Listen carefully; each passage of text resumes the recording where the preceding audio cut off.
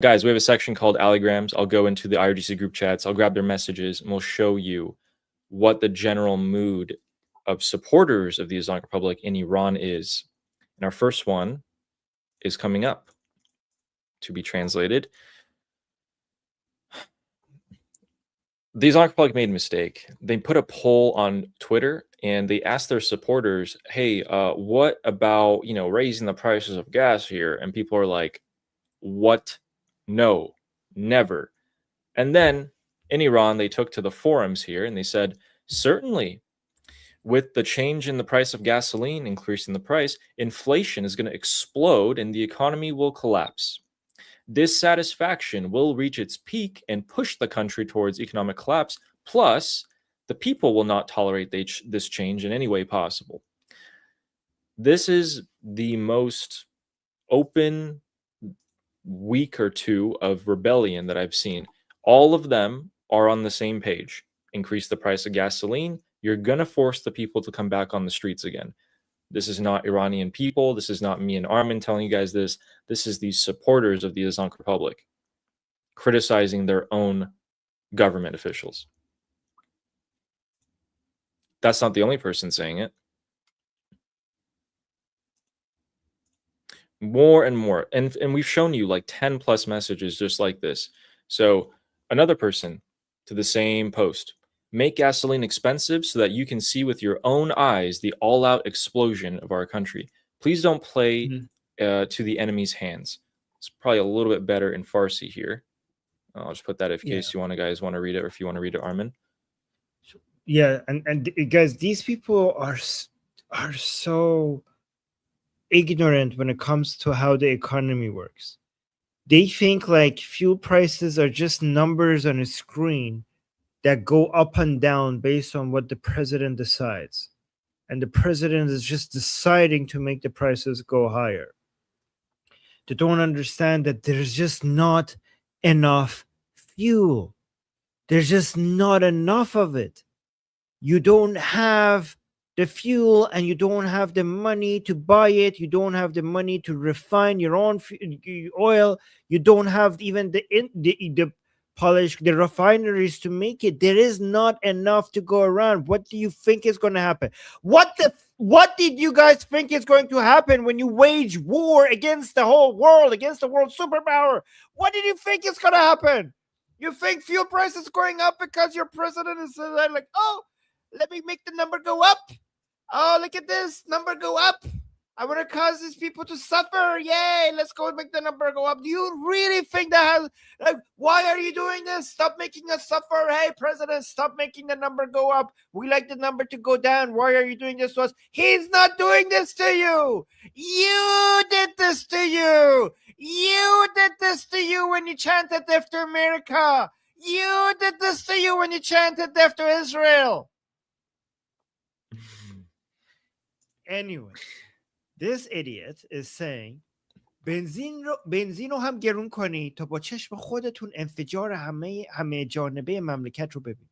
Like, okay, go ahead, increase fuel prices so you could see the entire society explode from all sides. So he's like, please, this idiot is telling the government not to increase fuel prices because if they do it, the whole society is going to explode and collapse. Yep. Not knowing that they have no choice.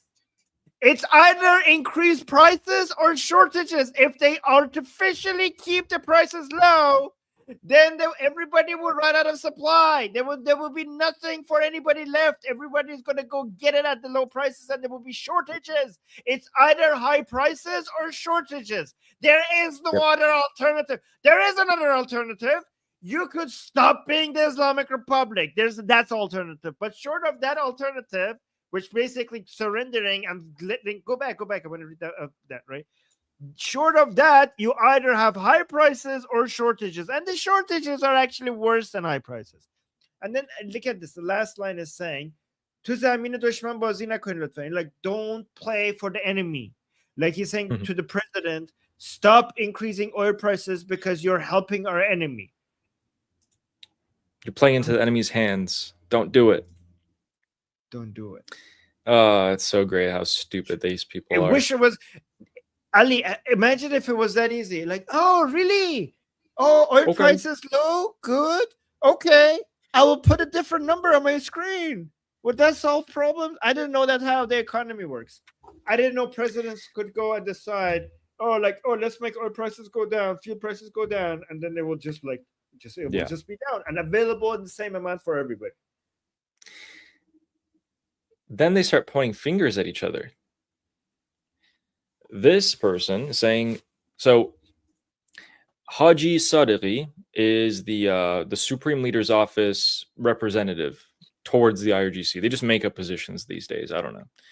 This guy's saying this gentleman, with this amount of lack of insight, it's insane how he became the head of the Supreme Leader's delegation to the IRGC. A lot of IRGC are confused because of this gentleman's incorrect analysis. Again, the English translation is a bit off. I mean, if you don't mind reading this while I talk about it for just a second. Okay. A lot of people in the Islamic Revolutionary Guard Corps are confused. Who do we follow? The Supreme Leader's office? Do we follow our commanders? Who do we follow? And then you have people who come out and start spewing different viewpoints. No one's, they don't have a collective opinion on something. They're all fighting each other on different points. And so people at the lowest rank are getting more and more divided, which is something that this person here is telling us. Yeah. So go ahead. Is he talking about Rizai? This is talking about Rizai, right? I think he's talking about this person. Sadeghi. Oh, yeah. Definitely. Okay. So, yeah, now I get it. Okay. So he is the representative of the Supreme Leader in the IRGC, right? Yes, let me see. Okay. So it's این آقا با این حجم بی بصیرتی من موندم چطور شده رئیس نمایندگی ولی فقیه در سپاه. بعضی از برادران سپاهی به خاطر تحلیل اشتباه این آقا دچار دوگانگی شد. Like, I don't know who decided that this idiot becomes the representative of the Supreme Leader in the IRGC. Many of our IRGC brothers have wrong analysis because of this guy, and it has caused division within the IRGC because of this guy.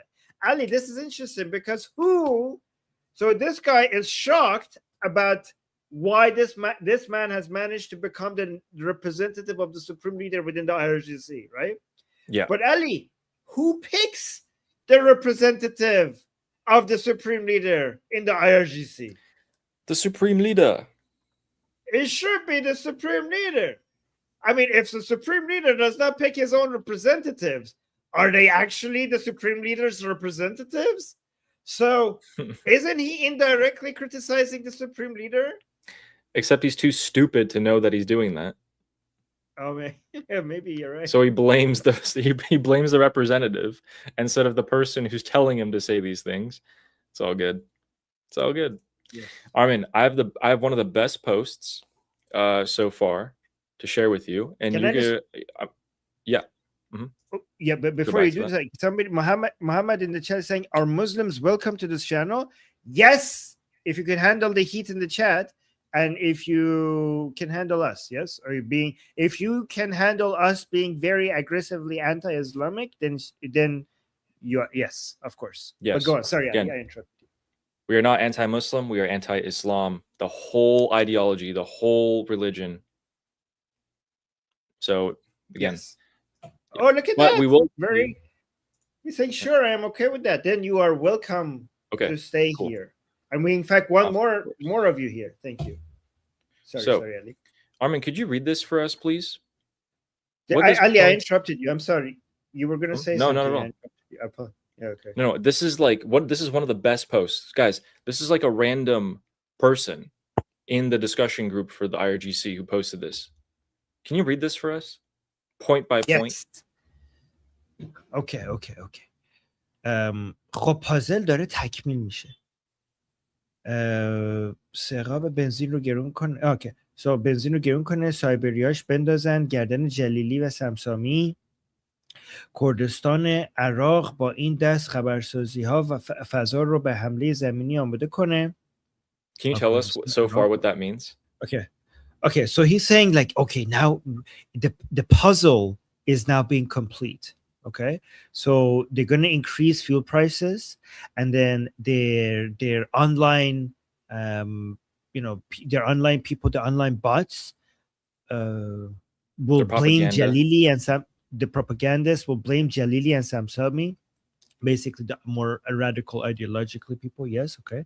کردستان عراق با این دست خبرسازی ها فضا رو برای حمله زمینی آماده کنه, and then the Kurdistan region of Iraq is going to create the news and create the conditions so that they could do an ground operation from Iraq into Iran.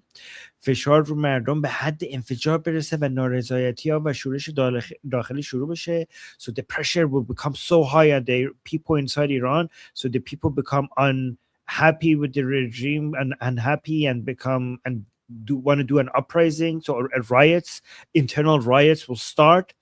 And then number 5, terrorist داخل کشور, the terrorists inside the country will become activated. And then number 6, the Kurdish, in parentheses, United States, مرز غرب رو به هم بریزن. So the Kurds will mess up will cause chaos in the western borders of Iran. That's number 6.